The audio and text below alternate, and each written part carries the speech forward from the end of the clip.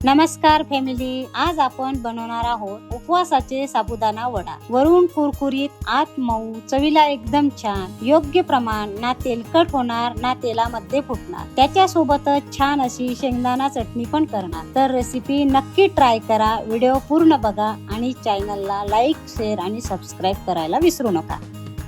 नमस्कार, किचन गप्पा गोष्टीमध्ये आपले स्वागत आहे। चला तर आपण रेसिपीकडे वळूया।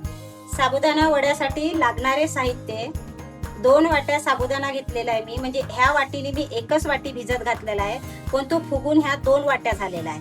त्याच्यानुसार मग 1 वाटी आपण दाण्याचा कूट घेतलेला आहे आणि भगरचं पीठ घेतलेलं आहे अर्धी वाटी, 2 बटाटे घेतलेले आहे, उकडून सोलून ठेवले आहे, कोथिंबीर, जिरे आणि हे आपले मिरचीचे मी मिक्सर मधून काढलं बारीक, कूट नाही काप न करता, आणि अर्ध लिंबू आणि आल्याचा तुकडा घेतलेला आहे। कोथिंबीर तुम्हाला आवडत असेल तर टाका, म्हणजे तुम्ही उपवासाला खात असाल तर, नाही तर नका टाकू। चटणीसाठी लागणारे साहित्य कोथिंबीर, आल्याचा तुकडा, 4 मिरच्या घेतल्या आहे, थोडी साखर, जिरे, चवीनुसार मीठ आणि एवढे शेंगदाणे घेतले आहे आणि दही घेतले आहे अर्धा पाव। आपण उपवासाची चटणी करून घ्यायची आहे। शेंगदाणे टाकले मी याच्यात, 1 चम्मच साखर, 1 चम्मच जिरा आहे,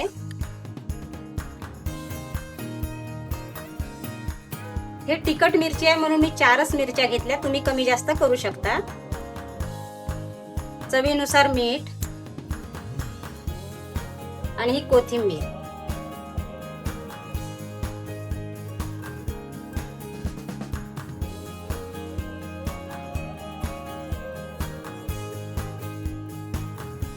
आता दही टाकलं म्हणून आपण पाणी नाही टाकायचं याच्यात, लागलं तर टाकूया, थोडं आलं किसून टाकते मी। आलं सुद्धा कोणी उपवासाला खातात, कोणी नाही खात। झाली आपली उपवासाची चटणी तयार बघा, जास्त पातळ नाही, जास्त घट्ट नाही, मीडियम साईजची केलेली आहे। आता आपण वडे तयार करायला घेऊया। वड्याचं मिश्रण तयार करून घेऊया आपण। आधी याच्यामध्ये साबुदाणा टाकते मी, हे 4 ते 5 तास मी भिजत ठेवला होता, बघा कसा छान मोकळा मोकळा झालेला आहे, मोत्यासारखा बघा। जास्त एकदम पाणी टाकलं ना तो एकदम गाळ झाल्यासारखा होतो, मग वडा आपला तेलामध्ये फुटल्या जातो। हे असा जर भिजवला ना मोकळा मोकळा तर फुटत नाही वडा। आता याच्यामध्ये दाण्याचा कूट टाकायचा आपल्याला,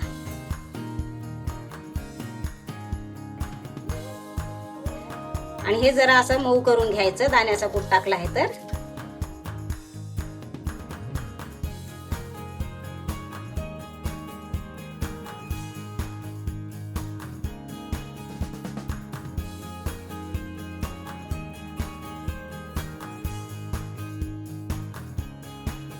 तर याच्यामध्ये मी मिरचीचा ठेचा केलेला टाकला, जिरं टाकलं होतं याच्यात थोडं, आणि मिक्सर मधून काढून घेतलाय, आणि हे जिरे, हे कोथिंबीर,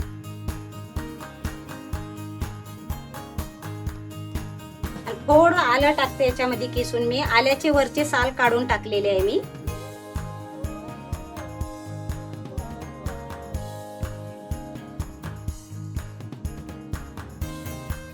आणि बटाटा,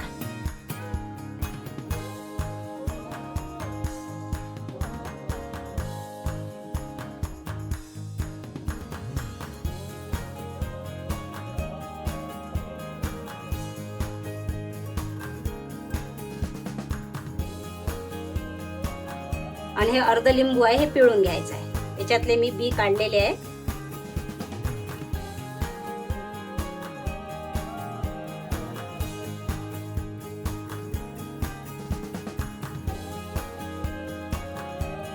आणि आपलं भगरचं पीठ, चवीनुसार मीठ, मी हे साधंच मीठ घेतलेलं आहे, कारण आज कोणाचे काही उपवास नाही आमचे, त्याच्यामुळे, पण उपवासाच्या दिवशी आपण करतो तेव्हा आपलं सेंधे मीठ वापरायचं।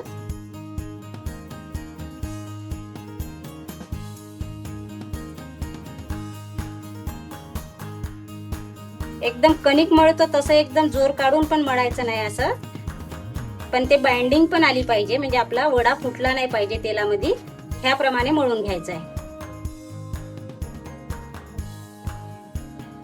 बघा। सर्व एकजीव झालेला आहे।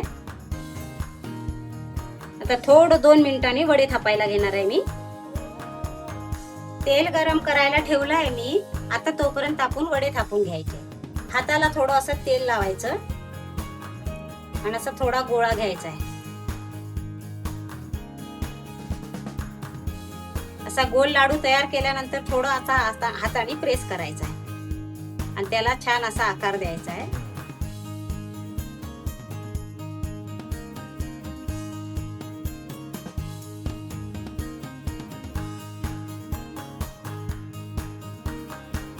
बघा ह्याप्रमाणे.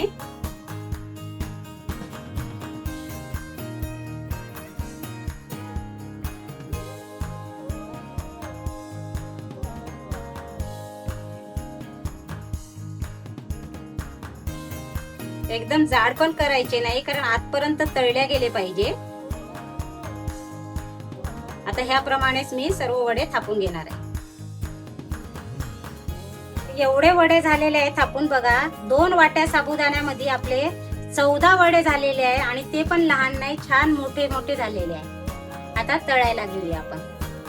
तेल गरम झालेलं आहे. आता वडे टाकूया आपण याच्यात. 3-4 टाकून घ्यायचे आधी. आणि तेलाचं प्रमाण आपल्याला वडे बुडले पाहिजे त्याच्यात तेवढं तेल टाकायचं. लगेच त्याला फिरवायचं नाही आहे.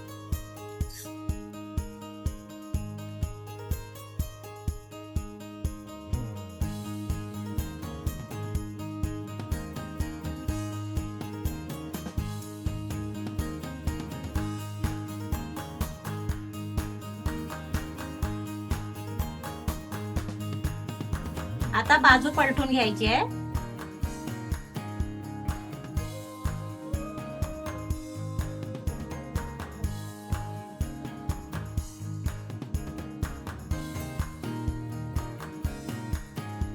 छान असे गोल्डन ब्राऊन होऊ द्यायचे आहे आणि गॅस आपला बारीकच ठेवायचा आहे जरा. आपण गॅस जर मोठा ठेवला ना तर वरून आपल्याला ब्राऊन दिसतात, पण आतमध्ये ते कच्चेच असतात वडे. म्हणून जरा गॅस बारीक ठेवायचा आहे. छान खरपूस क्रिस्पी होतात हे वडे. व्हिडिओ बघत बघत जर कोणी सबस्क्राईब करायचे राहिले असतात तर सबस्क्राईब करा, एक लाईक करा आणि असेच माझे व्हिडिओ बघत चला. हे बघा झाले वडे आपले, छान तळल्या गेले. आता हे तळल्या गेले आतपर्यंत कसे झाले, शिजले कसे काय हे आपल्याला कसे कळणार? तर हे असे वर येतात बघा, आले सगळे वर, खाली जात नाही. म्हणजे याचा अर्थ काय, आतपर्यंत हे शिजल्या गेलेले आहे वडे. मग आता ही काढून टाकायची आपण आणि दुसरी बॅच टाकायची. पण तेल छान गळू द्यायचं याचं.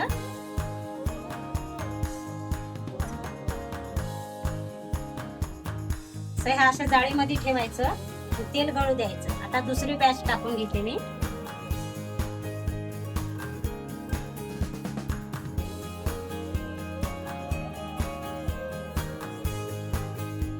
त्या जाळीमध्ये टाकत आहे. आता याचं तेल पूर्ण गळणार आहे.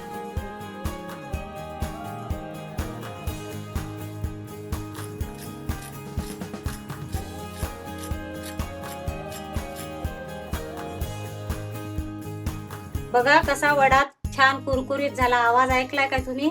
छान आवाज आलेला आहे. असा कुरकुरीत छान वडा झाला. असं योग्य प्रमाण वापरलं ना वडे फुटत सुद्धा नाही. बरेच जणांची अशी तक्रार असते की वडे फुटतात, तेलामध्ये टाकल्यावर तेलकट होतात. बघा तेलकट सुद्धा अजिबात नाही आहे आणि फुटले सुद्धा नाही आहे वडे. योग्य प्रमाण वापरलं ना तर वडे खूप छान होतात. तुम्ही एकदा नक्की ट्राय करा ह्या पद्धतीने. आणि कोणी कोणी ट्राय केले हे कमेंट मध्ये मला सांगा.